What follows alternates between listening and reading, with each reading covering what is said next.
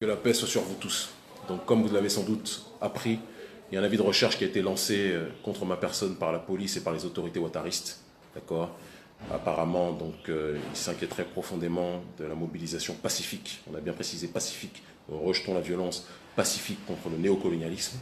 Il faut savoir que la Côte d'Ivoire est le pays qui accueille royalement Bolloré, pilleur de l'Afrique, qui accueille royalement Nicolas Sarkozy, pilleur de l'Afrique, seigneur de l'Afrique, qui accueille toutes les multinationales occidentales qui pillent nos pays, pendant que notre peuple vit en dessous du seuil de pauvreté, d'accord.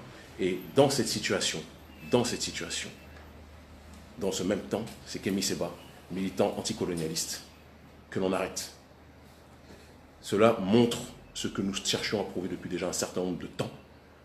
Le problème principal de nos populations dit toujours qu'une civilisation est détruite par l'extérieur que si elle est rongée de l'intérieur. Tant que certains de nos dirigeants défendront le pillage de nos terres par des forces exogènes en concubinage incestueux avec les forces endogènes, notre peuple ne s'en sortira pas. Nous ne sommes pas venus pour l'anarchie. Nous ne sommes pas venus pour la violence. Nous sommes venus pour une seule situation. Pensez-vous normal que nos populations vivent en dessous du seuil de pauvreté pendant que les élites françaises puissent se remplir les poches, puissent détourner des milliards à partir de notre sol? Pensez-vous normal qu'au XXIe siècle, la terre la plus riche du monde compte une population des plus pauvres, je parle de l'Afrique dans sa globalité, et a fortiori de l'Afrique de la zone franc, d'accord? Une terre qui nourrit l'humanité dans son ensemble, pendant que nos populations vivent en dessous du seuil de pauvreté. Pendant combien de temps notre peuple va vivre dans ces conditions? Donc il y a une chose qui est simple. Je viens d'apprendre qu'une partie de mon staff vient d'être arrêtée par la DST, d'accord? Je devais voir normalement ce soir Simone Gbagbo. Apparemment, c'est peut-être un symbole aussi qui ne plaît pas aux autorités. On va être très clair, je vais me rendre à la DST parce que je n'ai peur de personne. Quel que soit ce qui se passe, je n'ai rien à me reprocher. Je suis pour une démarche de paix, mais de justice. Et personne sur cette terre ne m'empêchera de mener le combat politique pour la reconstruction, pour l'autodétermination, pour la liberté de notre peuple. C'est un combat d'amour, ce n'est pas un combat de haine. Nous ne pouvons pas accepter que nos populations se fassent dépouiller pendant que d'autres se gavent sur notre dos. Ce combat-là n'est pas un combat contre la France, comme certains ignorants l'ont dit. Les gilets jaunes eux-mêmes sont ostracisés par leur propre gouvernement, quoi qu'on puisse dire de ces derniers. Le prolétariat existe dans tous les pays. Le prolétariat n'est pas une question de couleur de peau, c'est une question de justice sociale. La majorité de ce prolétariat, les damnés de la terre d'aujourd'hui, en majorité sont les Africains. Et le combat que nous menons, c'est pour que ces Africains puissent accéder à leur propre autodétermination. Certains ne veulent pas aimer les Africains, c'est pas grave, ils n'ont qu'à ne pas les aimer. Mais on va les forcer à nous respecter. Et ça commence par ce courage que nous devons d'avoir. Certains m'ont dit qu'Émy, il ne fallait pas aller là-bas, c'est un pays risqué. Ouattara, c'est le pion de la France-Afrique. Non, c'est à cause de cette mentalité-là qu'on n'avance pas. Il est temps d'arrêter d'avoir peur. Il est temps de tuer la peur. Il est temps de prendre ses responsabilités. Nos enfants vont nous demander demain qu'est-ce que nous avons fait pour notre population. Et je le dis, quel que soit le prix à payer, quel que soit ce qui va nous arriver, si c'est le prix à payer pour que nous soyons dans une logique d'autodétermination, nous irons dans cette direction. Je suis venu en paix, légalement. D'accord? Je vis en Afrique depuis 2011. J'avais tout pour rester en Europe. Je suis rentré en Afrique. J'ai travaillé, je travaille en Afrique. Je suis chroniqueur sur les plus grosses chaînes de télévision. D'accord? Je développe des entreprises pour la population. Nous avons des campagnes de microcrédit pour les populations. Le programme Alodo de notre ONG Urgence Panafricaniste. Tout le monde sait ce que nous faisons en Afrique. D'accord? Nous le faisons parce que nous aimons notre peuple. Mais il y a des gens à la tête de nos États qui n'aiment pas nos peuples.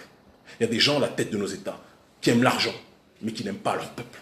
Il y a des gens à la tête de nos États qui aiment les chaînes, mais qui n'aiment pas leur peuple.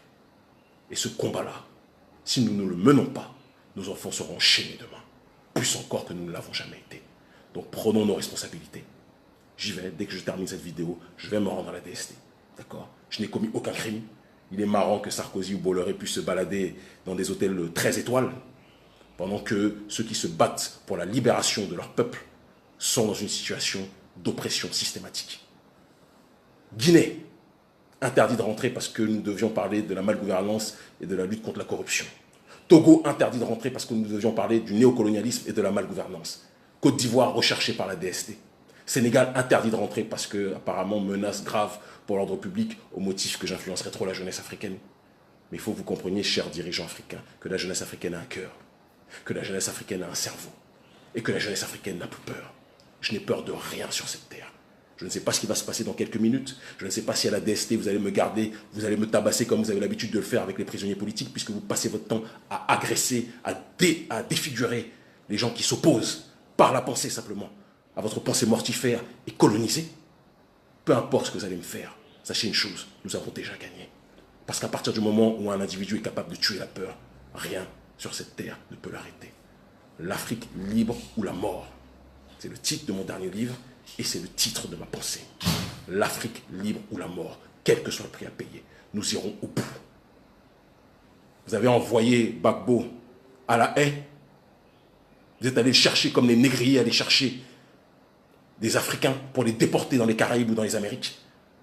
Comme Macky Sall m'a détourné, m'a arraché à ma terre, sur laquelle j'étais installé, sur laquelle je travaillais depuis tant d'années, m'a déporté vers la France sur demande de Macron et probablement de son ami, le président Ouattara. Eh bien, je dis une chose. Vous pouvez faire tout ce que vous voulez contre nous, nous sommes là. L'Afrique est notre terre. La terre de nos pères. La patrie, c'est la terre de nos pères. Et nous avons comme devoir de défendre la terre de nos pères. J'aurais pu être planqué en Europe. J'avais tous les avantages. Être planqué en Europe, ne jamais venir. Non, je suis rentré en 2011 en Afrique. Et j'ai dit, le combat que je menais en Europe, je vais le mener en Afrique.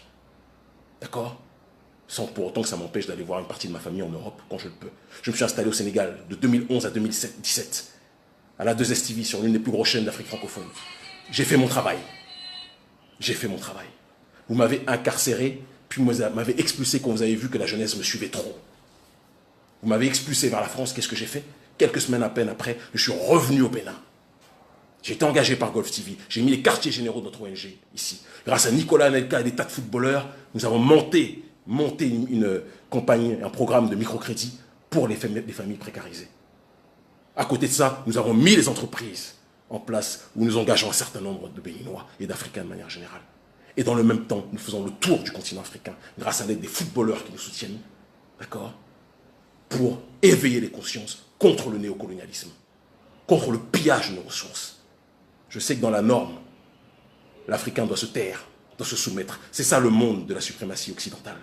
L'Africain doit se taire, l'Africain doit faire du foot, l'Africain doit danser, l'Africain doit chanter, l'Africain doit zouker, l'Africain doit être dans Bobaraba. Et quand l'Africain commence à penser, il est considéré comme un terroriste par les autorités. Mais cette période va changer. Quel que soit le prix à payer, cette période va changer. Je ne suis pas planqué en Occident ou ailleurs, je suis ici, à Abidjan, Afrique. Vous m'expulsez, vous allez m'expulser, vous allez me faire rentrer chez moi au Bénin. Et ça ne m'empêchera pas de continuer à mener le travail que je mène quotidiennement. Le combat n'est pas un jeu. Je le fais pour nos parents. Je le fais pour nos mamans brutalisées. Je le fais pour nos mamans qui ont été violées pendant l'esclavage, pendant la colonisation. Je le fais pour nos pères, nos grands frères qui ont été émasculés, qui ont été castrés, qui ont été violés, qui ont été brûlés, qui ont été jetés à la mer, plutôt que d'atteindre la destination des Caraïbes. Je le fais pour tous ces gens-là. Je le fais pour Lumumba. Je le fais pour Sankara. Je le fais pour Kwame Nkrumah. Je le fais pour Béanzin. Je le fais pour Winnie Mandela, la plus grande héroïne de celles et ceux que je viens de citer. Je le fais pour tous ces gens-là. Et ce n'est pas vous, messieurs les gouverneurs de la plantation coloniale, messieurs les Africains qui avaient décidé de vendre votre terre à l'Occident, ce n'est pas vous qui allez nous empêcher de mener notre combat. Arrêtez-nous.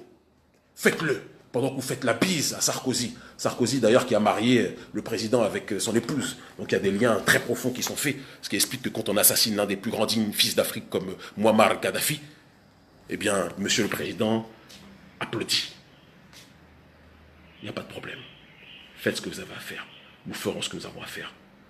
L'Afrique est digne. La nouvelle génération n'a peur de rien. Nous continuerons, quel que soit le prix à payer.